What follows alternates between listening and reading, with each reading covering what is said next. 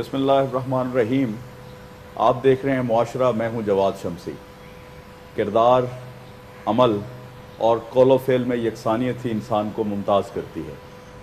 فضیلت اور برتری انسان کے بہترین کردار کی وجہ سے ہے. تحریک پاکستان سے لے کے آج تک ہمارے پاکستانی معاشرے میں خواتین کا بہت اہم کردار رہا ہے. آج ہمارے ایوانوں میں، اداروں میں، اقتدار میں، حزب اختلاف میں بہت سی ایسی خواتین موجود ہیں جنہوں نے حق گوئی، سچائی اور راست بازی سے اپنا مقام بنایا. آج ہمارے ساتھ معاشرہ کے فورم پر موجود ہیں محترمہ سیدہ عابدہ حسین صاحبہ. تعلق ان کا پیپلز پارٹی سے ہے اور وہ پہلے مسلم لیگ میں رہ چکی ہیں.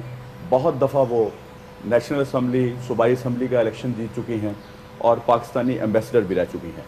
آج ہم ان سے پاکستان کے معروضی حالات پہ گفتگو کریں گے اور ساتھ ساتھ ان کی اپنی جو سیاسی شخصیت ہے، سیاسی بصیرت ہے، اس کے بارے میں بھی بات کریں گے اور بدلتے ہوئے جو انٹرنیشنل حالات ہیں پوری دنیا کے، ان پہ بھی گفتگو کریں گے.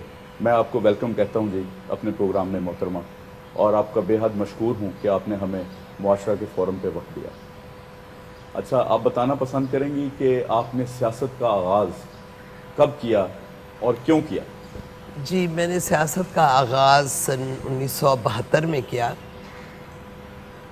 میرے والد مرحوم سید عابد Hussain Shah, popularly known as colonel عابد حسین، اگرچہ وہ آنری کرنل تھے،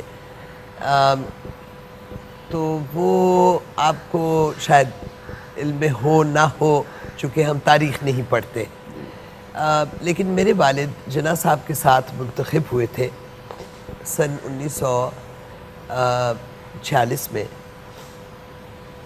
رکن legislative assembly, central legislative assembly of undivided India, جس مقننہ میں محض مسلم لیگی 32 منتخب ہوئے تھے. ان میں جناح صاحب بھی تھے. میرے والد ینگسٹ ممبر تھے جناح صاحب کی اسمبلی پارٹی کی، اور وہ ہمیشہ کہا کرتے تھے کہ جناح صاحب کے کو جب نعرہ لگتا تھا قائد اعظم تو جناح صاحب بڑے پریشان ہو جاتے تھے اور کہتے تھے کہ what is this Quaid Azam, call me mister جناح. جناح صاحب ایک راست گو اور سادہ آدمی تھے. میرے والد بھی جناح صاحب سے عمر میں کوئی 40 سال سے زیادہ کم تھے عمر میں. 30 سال کی عمر میں وہ منتخب ہوئے اور وہ بھی ایک راست گو اور سادہ آدمی تھے. میرے والد اپنے والد کے اکلوتے تھے.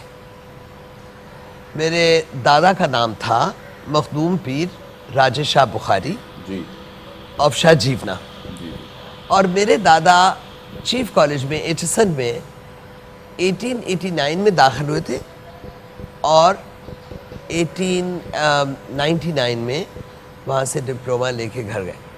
تو میرے والد پوسٹیومسلی بورن تھے اور انہوں نے بہت محسوس کیا اپنی جوانی میں والد کی شفقت کی محرومی سے پروان چڑھنا، اسٹرگل کیا، اور وہ پاکستان کے بانیوں میں سے یاد کیے جانے چاہیے تاریخی طور پہ تو اسی طرح سے.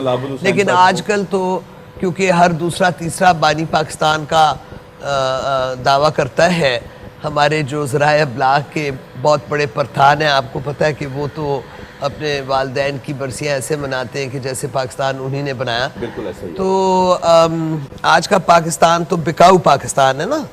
سو اس بکاؤ پاکستان میں تو تاریخ بھی بکاؤ ہو گئی ہے. بہرحال میرے والد فوت ہو گئے سن 1971 میں 55 سال کی عمر میں، کینسر کا شکار ہوئے اور چل بسے. میری عمر اس وقت 25 سال.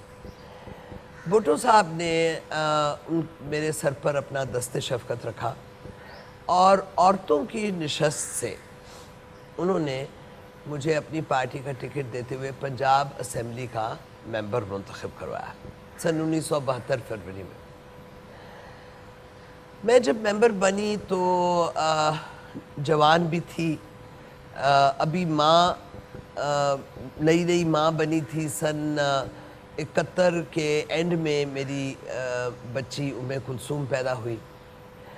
72 فروری میں ایم پی اے منتخب ہوئی. نہیں سوری, کلثوم کلثوم 71 کے اینڈ میں نہیں, 71 میں میرے والد فوت ہوئے. کلثوم 72 کے اینڈ میں پیدا ہوئی, اور میں 72 میں نہیں, میں 73 فیبری میں اسمبلی میں آئی, اسمبلی میں. اور 73 کے اینڈ میں میری بیٹی سغرا پیدا ہوئی. جی. تو یہ میری بیٹیاں مجھ سے ناراض ہو جاتی ہیں کہ وہ کہتی ہیں کہ ہر ایک پاکستان میں اپنی عمر کم کرتا ہے اور آپ ہماری عمر بڑھاتی رہتی ہے, تو اس لیے میں ذرا ہیزیٹیٹ کر رہی ہوں. کلثوم اصل میں مجھے ان کی پھر گریجویشن ڈیٹس جو ہے وہ ان میں 93 میں اور 94 میں ان کی گریجویشن ڈیٹس ہیں, اور ان کی ڈیٹس آف برتھ ہے 72 73. That's right. سو آپ اسمبلی میں آ گئیں. جی. میں اسمبلی میں آئی, اور اسمبلی میں تھی جب سغرا پیدا ہوئی. اور پھر اسمبلی میں نے کوشش کی کہ میں اپنا حق ادا کروں کہ جو مجھے ایک مفت کی سیٹ ملی ہے. مفت کی سیٹیں ہوتی ہیں نا, عورتوں کی سیٹیں. تو میں نے ایک تو عہد کر لیا کہ میں نے آئندہ یہ مفت خوری نہیں کرنی, میں نے مفت کی سیٹ نہیں لینی. میں نے آئندہ جس اسمبلی میں آنا ہے تو پاپولر ووٹ لے کے آنا ہے, جیسے مرد آتے. سو اس اسمبلی میں نے تقریریں کی ایسی جو آج میں پڑھتی ہوں, اسمبلی کے ریکارڈ میں ہے. تو میں کافی اپنے آپ سے متاثر ہوتی ہوں کہ آیا اس وقت میری سوچ اتنی بن چکی تھی کہ جو آج میری سوچ ہے تقریباً وہی. بہرحال میں نے پھر جھنگ میں بہت کام کیا. اب جھنگ میں میرے جو والد کے رشتہ دار تھے ان کو بڑا مسئلہ تھا, چونکہ میرے والد اپنے والدین کے اکلوتے تھے, میں اپنے والد کی اکلوتی تھی, اور ہم اہل تشیع جو ہے ہم وراثت میں دختران سے کم ظرفی نہیں کرتے. جی. دختران کو پوری وراثت ملتی ہے. تو چونکہ گھرانہ تو اہل تشیع کا تھا, تو میرے والد کے جو کزنز تھے وہ میری زمین پہ ڈاکہ تو نہ ڈال سکے, لیکن ان کو میری سیاست سے بہت حسد بھی تھی اور بہت زیادہ تکلیف. اب میرے والد کے جو کزنز تھے وہ اول تو ایک سے زیادہ تھے, تو ابتدائی طور پہ میرے والد کو اپنے کزنز سے وراثت کے حوالے سے, جائیداد کے حوالے سے, یعنی اتنا اضافہ تھا کہ میرے والد کی جائیداد ان کے جو کزنز تھے ان سے ڈبل تھی, اور وہ 2 بھائی تھے اور پھر آگے ان کے بچے تھے.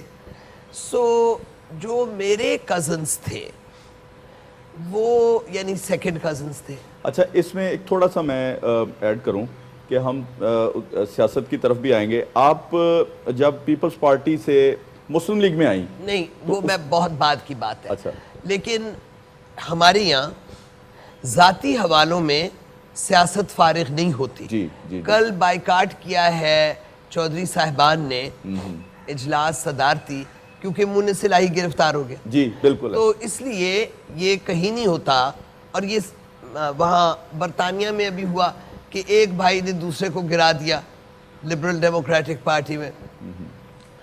تو یہ ہر جگہ سلسلہ چلتا ہے. امریکہ میں جارج ہربرٹ بش کا بیٹا نیل بش آگے تھا, اس کے بیٹے جارج ڈبلیو نے نیل کو دھکا دیا, آپ آگے آ گیا.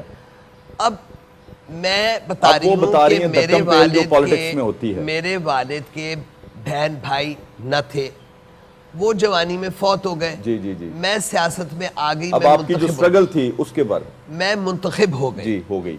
اب میری سٹرگل کیا تھی کہ میرے جس کو کہتے ہیں ہم کنی پہ چڑھے ہوئے تھے.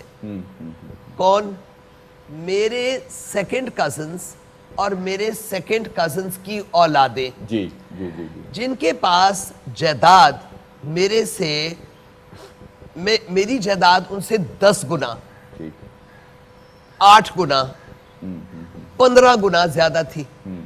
کیونکہ میرے دادا اکیلے, ان کے بھائی کے آگے بچوں کے بچوں کے بچے. ٹھیک ہے جی. سو میں جائیداد میں بھی تکڑی تھی. تعلیم میری میرے والد نے سوئٹزرلینڈ میں کروائی تھی. جی. اب میرے ایک کزن جو میرے والد کی سائڈ سے سیکنڈ کزن تھے اور والدہ کی سائڈ پہ فرسٹ کزن تھے. چونکہ میری والدہ, میرے نانا کا نام تھا سر سید مراتب علی شاہ. جی. کاروباری تھے, مالدار تھے. تو میرے والد کے جو فرسٹ کزنز تھے ان میں چھوٹے جو تھے ان کے گھر میں میری بڑی خالہ تھی. تو ان کے بیٹے میرے والد کی سائڈ سے سیکنڈ کزن ہوئے, والدہ کی سائڈ سے فرسٹ کزن ہوئے. تو ان میں سے 2 بھائی تھے. ایک نے سیاست میں میرا مقابلہ کیا, وہ آپ کے آمنے سامنے ہو گیا. جی ہاں. اور پھر جو میرے والد کے دوسرے سیکنڈ کزن تھے ان کے ایک بیٹے تھے اور وہ کچھ ذہنی طور پہ کمزور تھے. تو ان کے آگے سے بیٹے آ گئے. وہ ان کا ننہال بہت کمزور تھا. ان کے نانا کوئی صوبیدار ٹائپ چیز تھے. تو وہ پھر اپنے آپ کو مخدوم مخدوم مخدوم مخدوم کی مارکیٹنگ. اب یہاں پہ پاکستان تو آئی ایم سوری یہ کہنا پڑے گا کہ یہ تو ایک بہت ہی فراڈیوں کی ریاست بن گئی ہے نا. تو یہاں پہ تو ہر چیز کو فروخت کیا جاتا ہے بشمول مخدومی کے. اب آپ دیکھیے کہ آج کل ہر دوسرا تیسرا مخدوم ہے. جی جی جی. حکومت وقت میں بھی مخدوموں کی قطار ہے. تو یہ مخدوم کیا چیز ہوتی ہے بھئی؟ مخدوم تو ہوتا ہے وہ جو کہ فقیر ہو, ملنگ ہو, دعا دے, جو اس اہل ہو کہ لوگ اس کی خدمت کریں کیونکہ اس سے دعا کی برکت حاصل کریں. تو جس سے کچھ حاصل کیا جا سکے. جو وزیر بنتے پھرتے ہیں جی جی جی جی. وہ کون سے مخدوم ہوتے ہیں؟ جی. تو یہ مخدومی مارکیٹنگ جو ہے یہ کر کے کچھ میرے رشتہ داروں نے اپنی اقتصادی اور سماجی کمزوریوں کو جی کور کرنے کی کوشش کی. جی جی جی. اور مجھ سے جب مقابلہ کیا تو نہ تعلیم تھی. ایک میرے کزن جو میرے فرسٹ کزن تھے ننہال کی طرف سے, وہ کیمبرج یونیورسٹی کے گریجویٹ تھے. لیکن دوسرے تو بیچارے ان کا تو ذہن ہی نہیں تھا. تو ان کی اولاد اب اخباروں جریدوں میں بین الاقوامی اخباروں میں اپنے آپ کو کیمبرج یونیورسٹی گریجویٹ کہتے ہیں. تو یہ جھوٹ کے مخدوم جو کہ وہ نہیں ہے. اچھا یہیں سے آغاز کریں گے. یہاں ایک بریک کا ٹائم ہوا چاہتا ہے. ناظرین یہاں پہ ایک چھوٹی سی بریک لیتے ہیں اور واپس آتے ہیں.